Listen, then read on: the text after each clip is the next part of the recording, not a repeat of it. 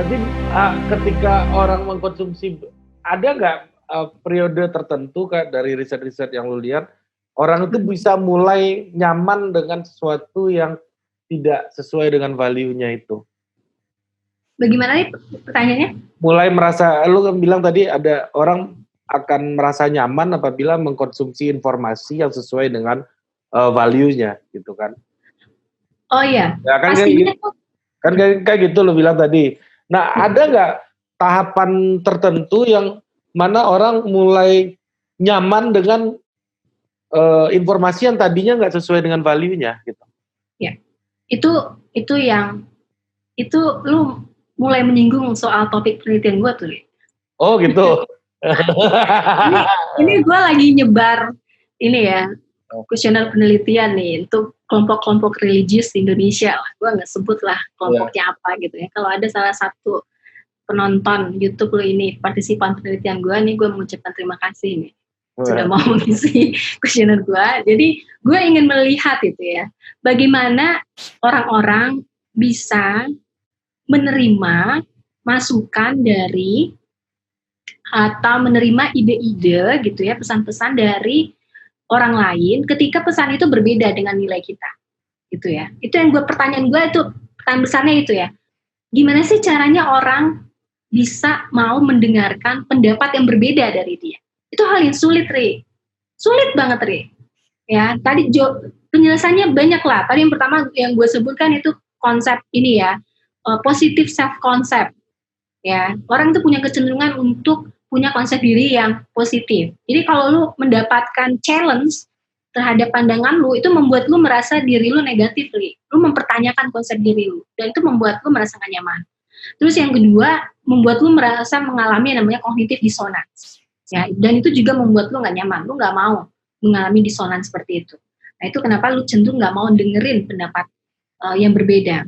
Nah, pertanyaan lu menarik, dan itu menjadi pertanyaan penelitian gue sebenarnya, pertanyaan besarnya gitu ya. Udah bisa jadi tulis disertasi dong gue ya, berarti ya.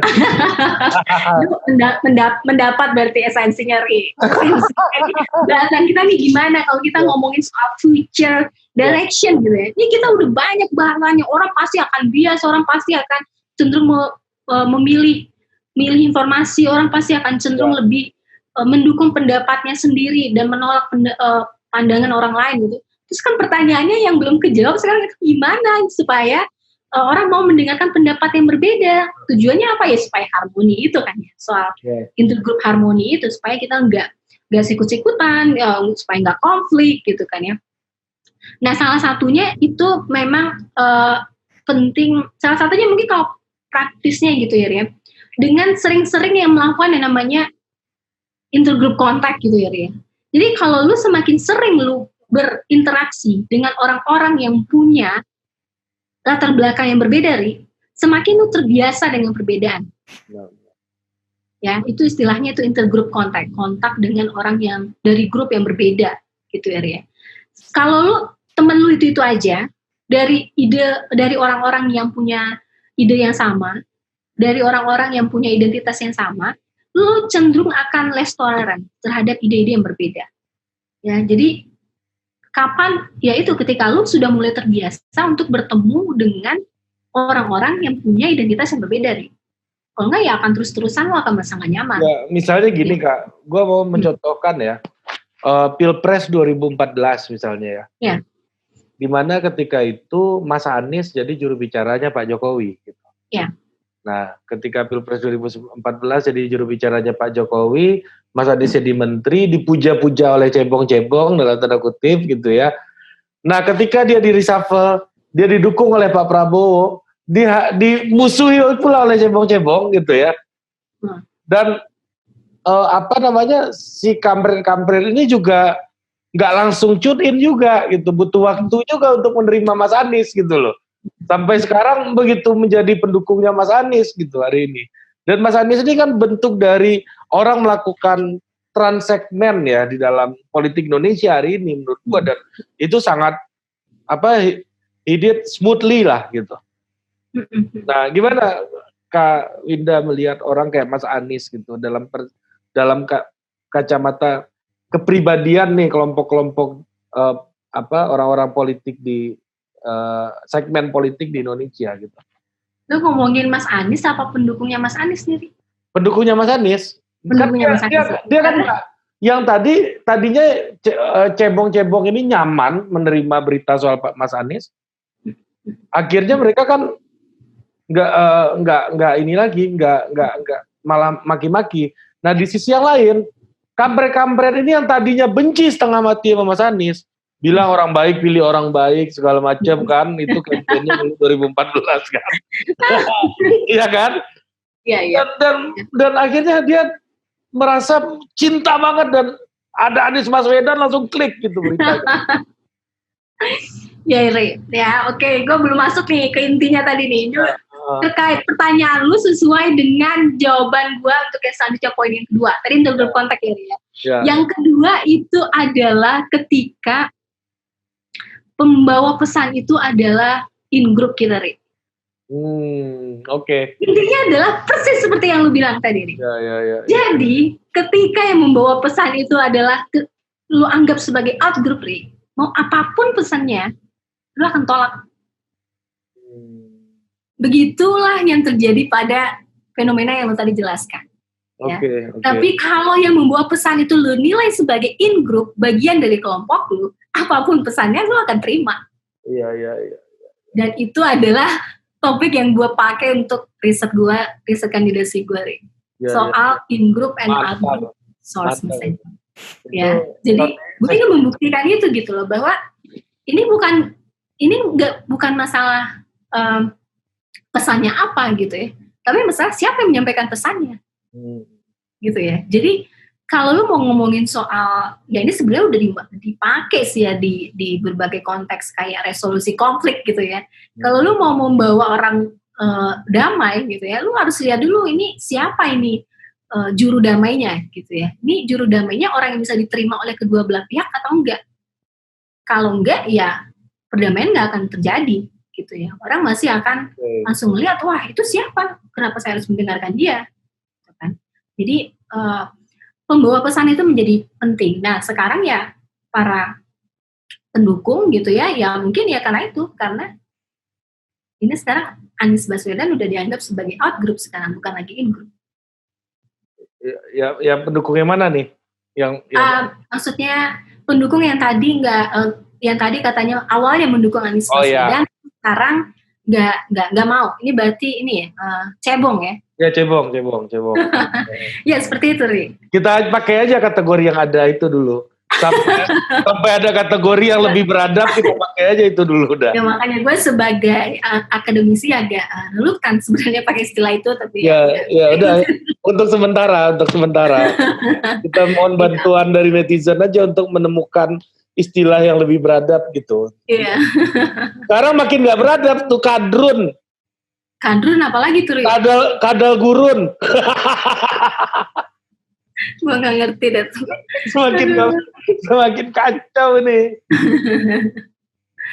Gue agak gak enaknya pakai cebong kampret itu soalnya anak-anak gue, Ri, dia bilangnya ayahnya kampret, Ri. Ya, gue bilang tuh efek dari cebong dan kampret tuh, dibilang kampret. Oke. Berarti dia butuh in group ya untuk menjadi katakanlah jadi salesnya lagi ya, mengubah. Ya gue ingat banget tuh kejadian dulu waktu Mas Anies datang ke Petamburan gitu. Saya kakeknya Mas Anies ini sama-sama berjuang dengan kakek saya dulu, kata Habib Rizik kan. Iya. Nah, jadi mulailah di situ image konservatif versi Indonesianya Mas Anies itu melekat gitu ya. Iya. Apalagi Kak yang dibutuhkan Kak untuk melakukan normalisasi orang itu ketika dia menerima informasi itu?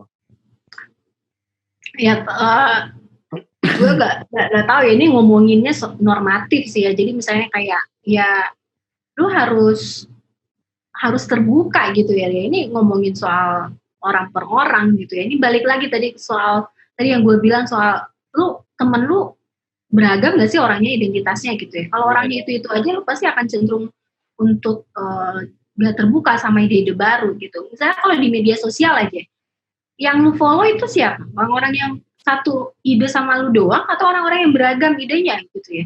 Ketika lu memaksa diri lu follow gitu ya, orang-orang yang idenya berbeda sama lu, awalnya mungkin lu merasa gak nyaman nih. Sialan nih orang gitu ya. Ini ngomongnya gak bener gitu, ini ngomongnya salah gitu ya. Gak sesuai dengan apa yang lu yakini benar. Ya mungkin awal-awal gak nyaman, tapi dengan berjalannya waktu gitu ya, hal-hal yang berbeda itu pasti membuat kita merasa nyaman juga, jadi nggak masalah gitu. Jadi ya sederhananya lu inilah get easy gitu loh, get easy sama hal-hal yang berbeda dari lo gitu. Caranya ya buka di network lu gitu, buka jaringan sosial lu, jangan lu berfokus sama orang-orang yang satu paham doang. Ini biasanya ditemui pada kelompok-kelompok gue nggak bisa bilang fundamentalis ya, gue nanti digebukin nih biasanya ekstremis lah, ekstremis. Iya, ekstremis, baik ekstrem kiri ataupun ekstrem kanan ya. Iya, ekstremis bisa orang Islam bisa ekstrim, orang komunis bisa ekstrim, orang liberal bisa ekstrim juga. Iya benar. Maksud gue gitu, ekstremis. Jadi biasanya ditemukan sama orang-orang ekstremis gitu, di mana dia cenderung untuk menutup diri sama orang-orang yang punya identitas yang berbeda sama dia gitu. Jadi dia inilah gak nyaman lah sama orang yang berbeda gitu. Jadi kalau lu mau ngomongin soal intervensi gitu ya, lu harus memaksa orang-orang untuk bukan memaksa ya, setidaknya memberikan ruang gitu loh. Memberikan ruang untuk orang-orang mau berinteraksi sama orang-orang yang berbeda sama dia. Selagi itu belum dilakukan ya susah nih. Iya. Kalau di sosial karena tadi susahnya karena ini Ri, karena tadi itu di awal tadi tuh ya orang bawaannya bias. Ya. Ketika lu ngomongin udah Jokowi Prabowo cebong kampret itu udah pasti bias, lu pasti akan mengidolakan kelompok lu sendiri gitu kan. Itu udah konsekuensi natural. Tapi gimana cara supaya nggak berantem? Lu bukan berarti ya ketika lu mendengarkan pendapat orang lain, lu menerima pendapat itu. Nah, fenomenanya kan sekarang gitu, ketika lu mendengarkan seolah-olah lu merasa kalah gitu kan, lu menerima pandangan orang lain, ya enggak, kita dengerin aja, bukan berarti kita menerima pandangan orang lain, bukan berarti kita mau berupaya membuat semua orang punya pemikiran yang seragam, itu nggak mungkin, ya, kita nggak mungkin menyamakan pemikiran orang lain. Kalau lu merasa hal A itu benar, gue merasa hal B itu benar, ya itu silahkan pilihan masing-masing, tapi gimana caranya supaya kita bisa saling menghargai kan, pandangan lu A, pandangan gua B gitu kan. Jadi itu baru bisa terjadi kalau lu terbiasa sama ide-ide yang berbeda. Ya, artinya memang nature-nya kita itu bias ya berarti ya, dalam secara epistemologis gitu ya, dalam studinya Kak Winda ini gitu. Iya, kalau gue sih percaya seperti itu, nature-nya kita. Kalau kita udah bawa-bawa kelompok, Ri, itu kita bias. Lain hal kalau seandainya kita nggak bawa-bawa kelompok, Ri. Jadi kalau misalnya nih, lu ngobrol sama gue sekarang nih, kita nggak berantem nih, Ri. Kita nggak bias-biasa nih, Ri. Karena kita nggak ngomongin keanggotaan kelompok kita, Ri. Ya, kalau sekarang kita udah ngomongin lu sebagai pendukung partai apa, gue pendukung partai yang beda gitu. Nah, kita mulai sikut-sikutan, Ri. Nah, ini soal partai itu kita nggak alamin lah, asumsikan tidak alamin lah. Ini yang real aja lah. Lu psikologi, gue sosiologi gitu. Nah, gitu. Nah, udah mulai nih. Iya kan? Mulai nih. Kalau lu bawa-bawa itu, Ri, berantem nih kita, Ri. Iya kan, maksud gue kayak gitu. Jadi sosiologi kan itu gitu kan. Iya, makanya, itu dia. Karena kita nggak ngomongin soal kelompok, Ri. Iya. Tapi kalau kita udah ngomongin soal kelompok, nah gue mulai melakukan in-group bias, namanya mengidolakan kelompok gue, menilai-nilai, memberikan penilaian positif terhadap psikologi, dan kemudian melakukan out-group derogation misalnya. Out-group derogation itu adalah kecenderungan untuk menilai jelek lah, merendahkan orang-orang yang berbeda dari kelompok kita. Gue mulai misalnya bilang bahwa kalau sosiologi ngomongnya terlalu normatif. Normatif, konkret. Bahasanya kok nggak konkret gitu kan? Iya. Membangun teori berdasarkan sesuatu yang nggak konkret gitu kan? Nah, itu out-group derogation kan? Nah, itu nggak terjadi sekarang karena kita nggak ada label kelompok yang kita pakai sekarang. Jadi kita aman, Ri. Diskusinya aman gitu. Karena itu switch dia punya saklar yang bisa diaktifasi kapanpun oleh orang sebenarnya kan. Betul, Ri. Saklar itu kan bisa diaktifasi kapanpun. Tadi lu bilang bahwa kita butuh terbuka untuk berdialog dengan kelompok lain segala macam gitu ya. Tadi. Nah, ini kan era sekarang ini era digital yang semuanya terbuka gitu. Ya. Tapi populisme di Eropa, Amerika katakanlah Trump ini sebagai sebuah bentuk populisme konservatif gitu ya. Ada lagi Bolsonaro di Brazil gitu ya. Ada lagi kejadian kayak Brexit dan banyak lagi isu-isu bahkan yang menguatkan isu-isu in group tadi. Padahal kan dunia lagi terbuka-terbukanya, kok isu in group ini makin kuat gitu. Ditambah lagi nih COVID-19 nih. Gue baca tulisannya Zizek menarik. Dia bilang bahwa ini orang jadi sosialis semua nih. Karena nggak bisa lagi kita dagang segala macam, ini harus lebih hati-hati nih gitu. Jadi lu harus bisa memenuhi kebutuhan dalam negeri lu dulu gitu. Sendiri gitu. Nah, jadi ini agak makro sedikit nih, Kak. Iya, ini agak makro ya. Ini gue mencoba lah ya menjawab pertanyaannya makro banget. Kalau sebagai informasi aja ya, kritik terhadap para psikolog sosial gitu ya. Ini karena biasanya mikirnya mikro biasanya. Tapi kita bangga dengan hal itu karena omongannya biasanya lebih konkret. Iya. Nah, akhirnya pun gue akan ke situ karena sosiolog ini kan banyak akhirnya ke neuroscience segala macam. Iya, emang gue tadi belum ngomongin lagi kan bagaimana struktur otak orang liberal yang konservatifnya beda.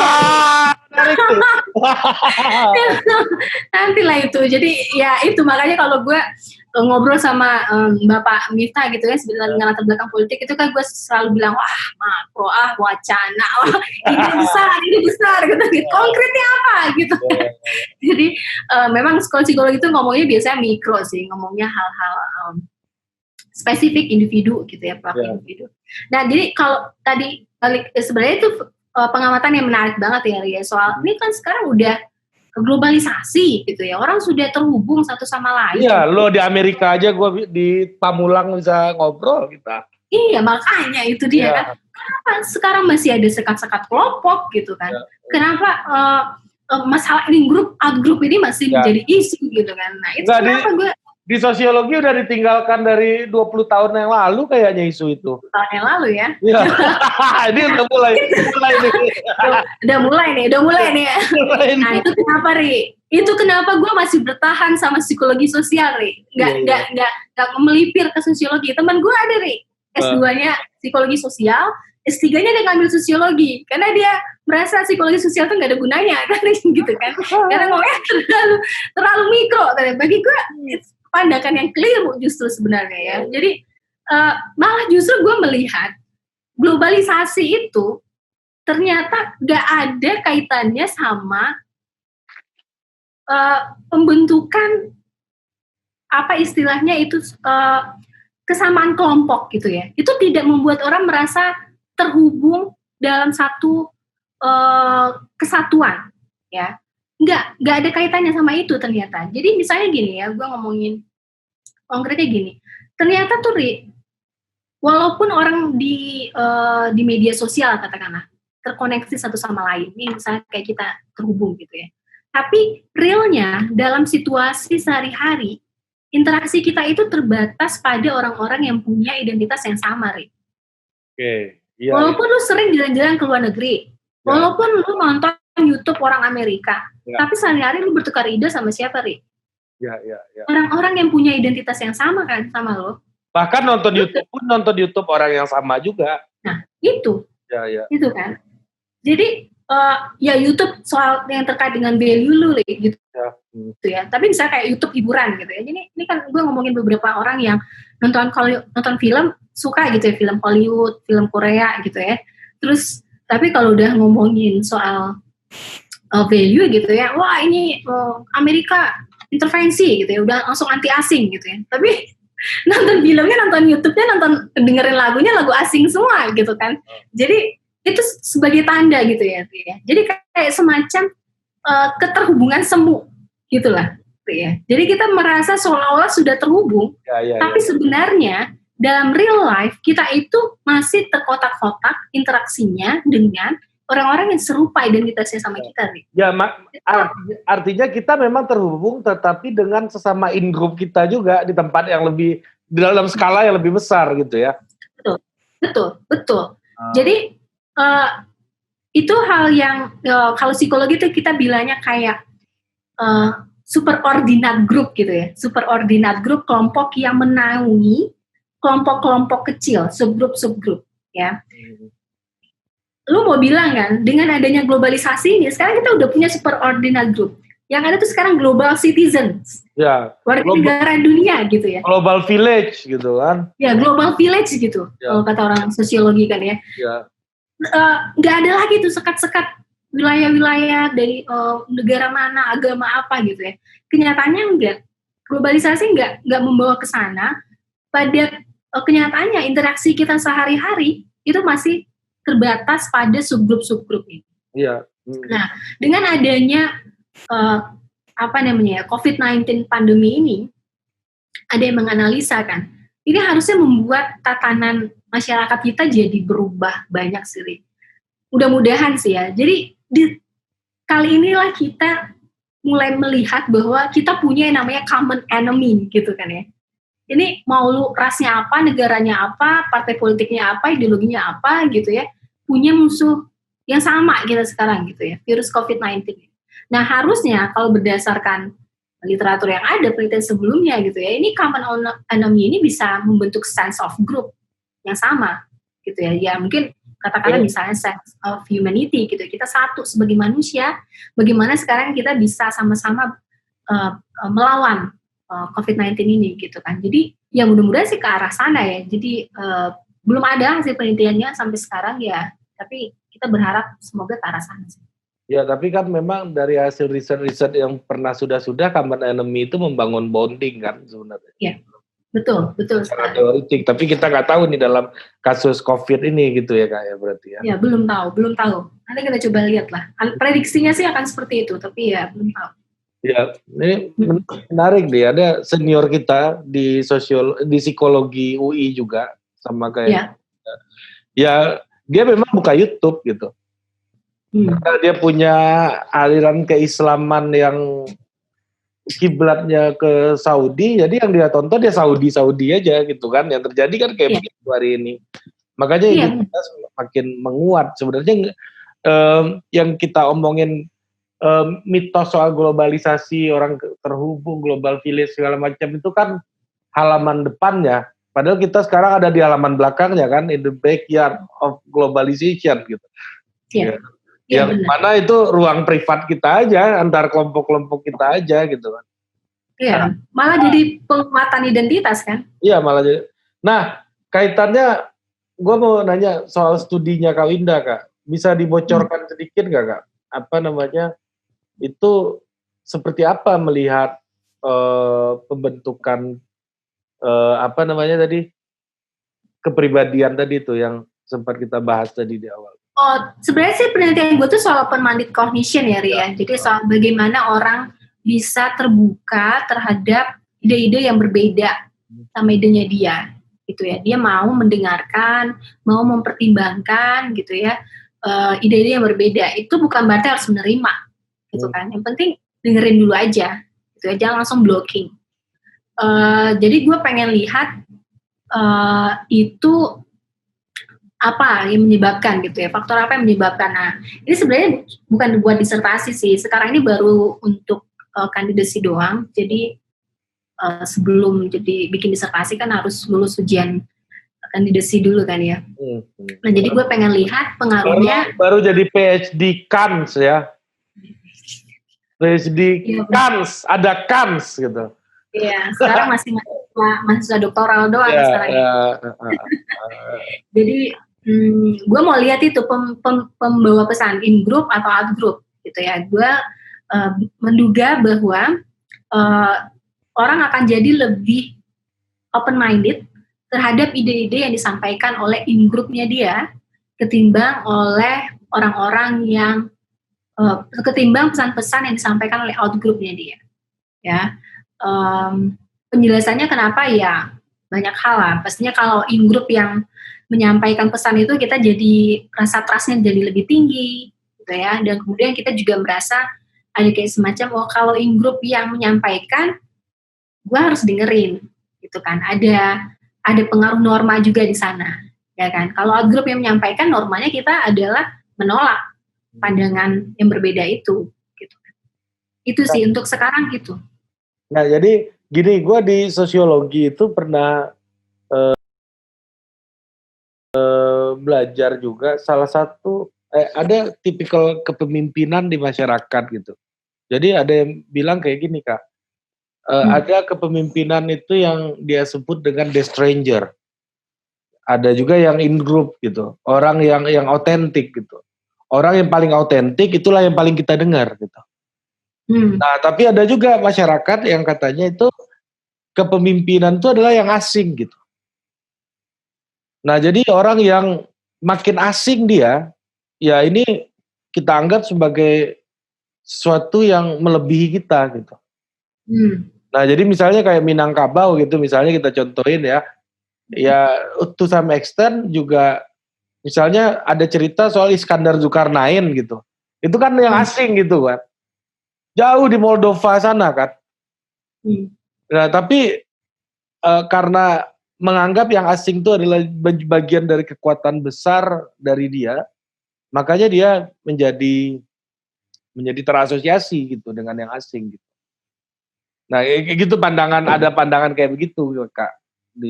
Jadi maksudnya memilih pemimpin yang justru orang asing gitu ya ketimbang orang ada penelitian yang kayak begitu. Jadi gue nggak mau sebut lah sukunya apa, nanti kita kena kasus pula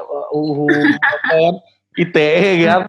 Tapi ada riset itu, kalau 10 tahun yang lalu kita sebutin itu santai aja, tapi sekarang udah jadi sensitif yang gitu-gitu sekarang. Jadi sensitif gue untuk menyebut nih masyarakat ini gitu. Tapi lu cari aja risetnya itu ada tuh. Penasaran gue tuh. Ya. Ada kayak gitu Kak. Jadi dia berpikir bahwa orang yang asing itu adalah orang yang ya misalnya kayak orang Indonesia pada umumnya lah. Habib itu kan asing itu dari Arab. Iya. Tapi dianggap penyampai pesan kan.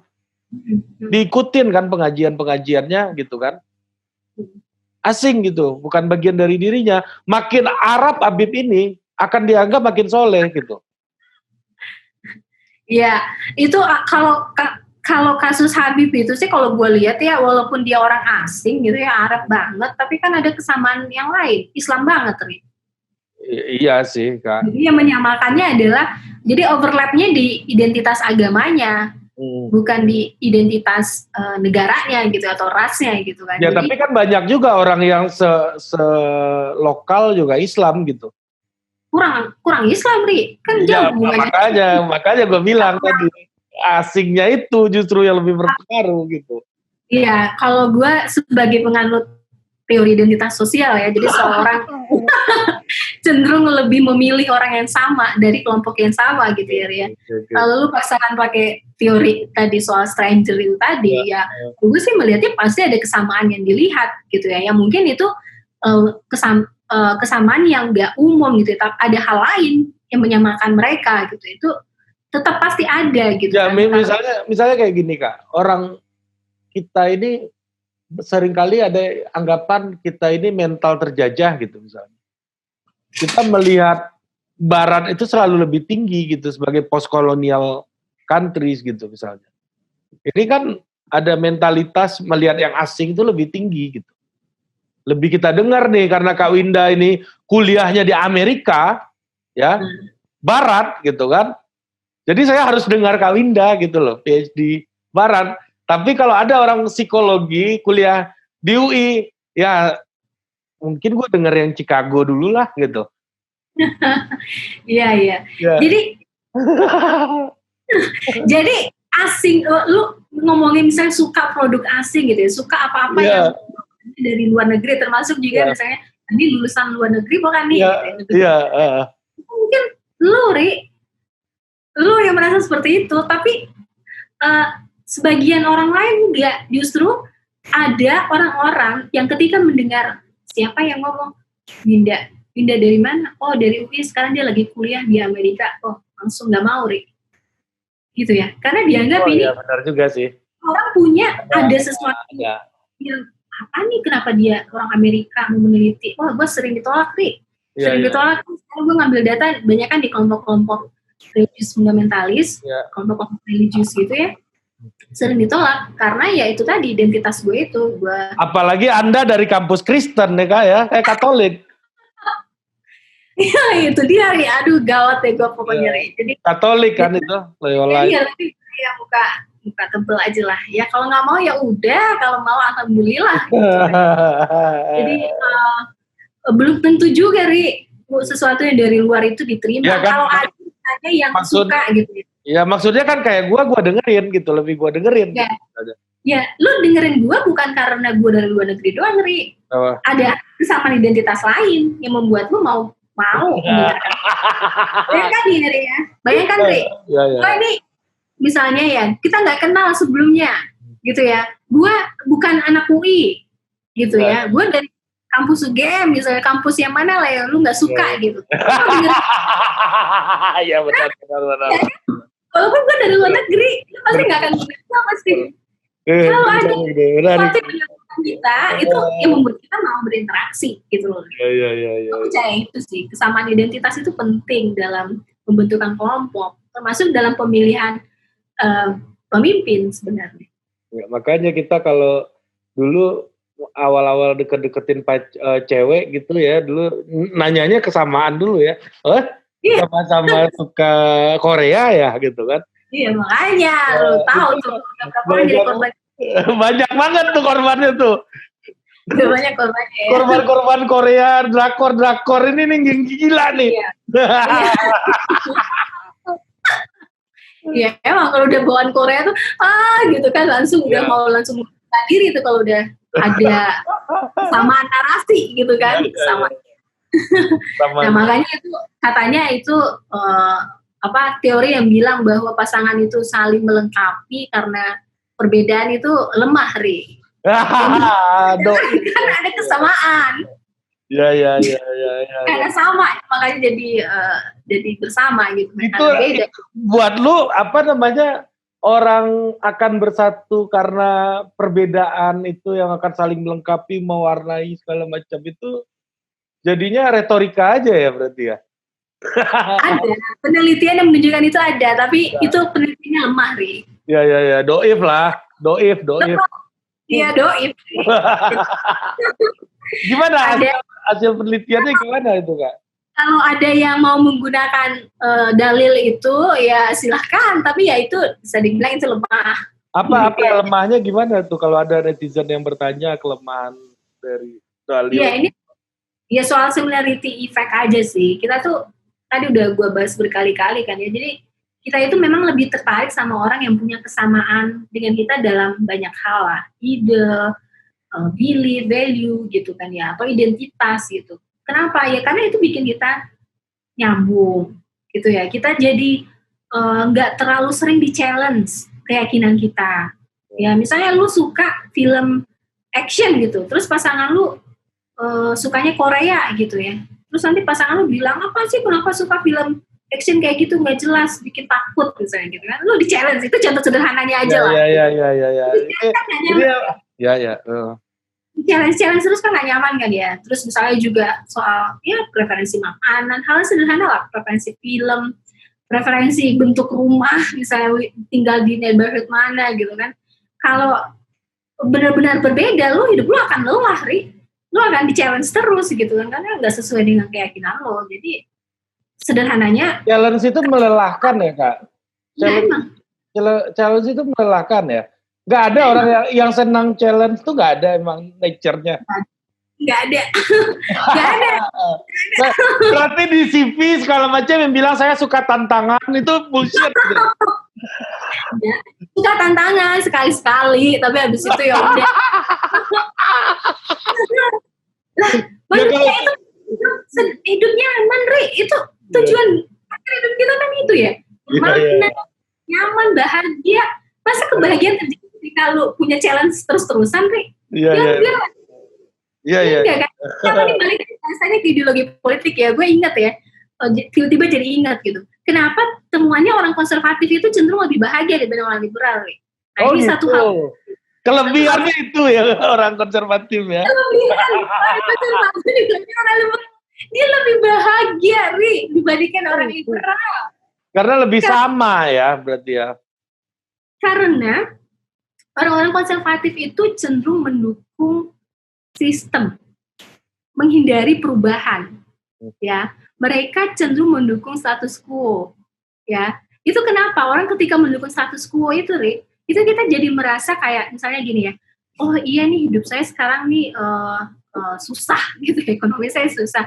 Kenapa? Iya memang ini udah takdirnya memang begini, jalan hidup saya memang seperti ini, karena saya memang usahanya kurang keras, jadinya emang dapatnya cuma segini gitu ya. Nggak tahu ini memang ada struktur yang nggak benar gitu kan ya, menyebabkan orang jadi miskin gitu kan ya.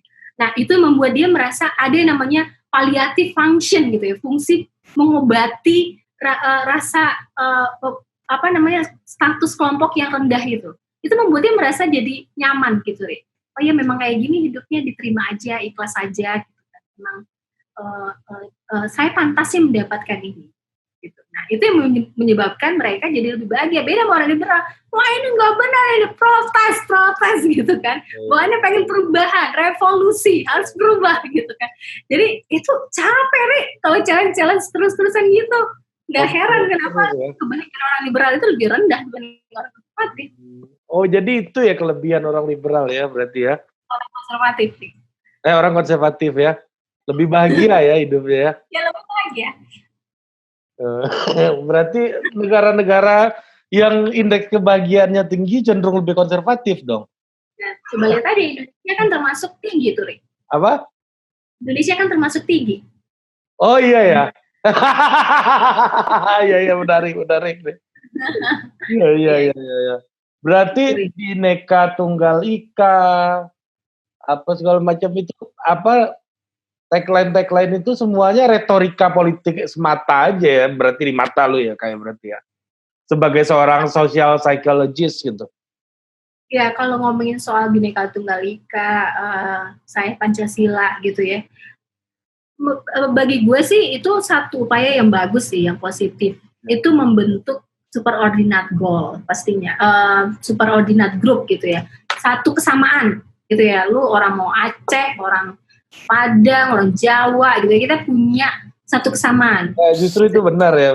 Sorry ya. Itu benar sih. Itu upaya yang bagus sebenarnya, upaya yang bagus. Tapi kan pertanyaannya apakah subgrup ini mau menerima kesamaan identitas itu? Gitu kan ya. Ada orang-orang yang kompleksitas identitasnya itu rendah, Ri. Jadi itu melihat bahwa oh ya saya anggap sebagai bagian dari kelompok saya itu cuman dia Islam dan Indonesia gitu ya. Kalau dia Indonesia tapi nggak Islam itu bukan bagian dari kelompok saya. Ada orang yang seperti itu, Ri. Ya. Ada orang yang ya terserah mau agamanya apa, kalau sama-sama orang Indonesia ya saya merasa saudara sama dia gitu. Saya punya satu kesamaan sebagai orang Indonesia di sana. Nah, variasi kompleksitas identitas ini yang menyebabkan gak semua orang bisa menerima ide-ide saya Pancasila itu gitu. Jadi tapi tetap perlu diupayakan lah. Kalau saya sih mendukung lah upaya-upaya positif. ASN ya. Iya dong.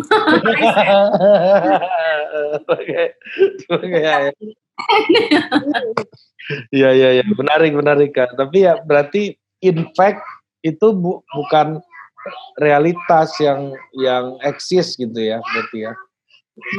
Ya. Oke Kak Winda, terima kasih. Ini videonya gue potong 2, menarik banget tuh. Yang satu konfirmasi terhadap pikiran-pikirannya sang suami gitu kan. Lagi kita membahas Ena tuh, Tante Winda. Itu ibunya kakak kakak Maji. Tuh. Ya, kita tutup dulu ya sebentar. Oke, terima kasih Kak Winda. Sampai jumpa di pertemuan berikutnya bersama Kak Winda Justisia the one and only millennial psychologist yang di Amerika nih lagi kuliah sekarang. Produced by Total Politik and powered by haluan.co.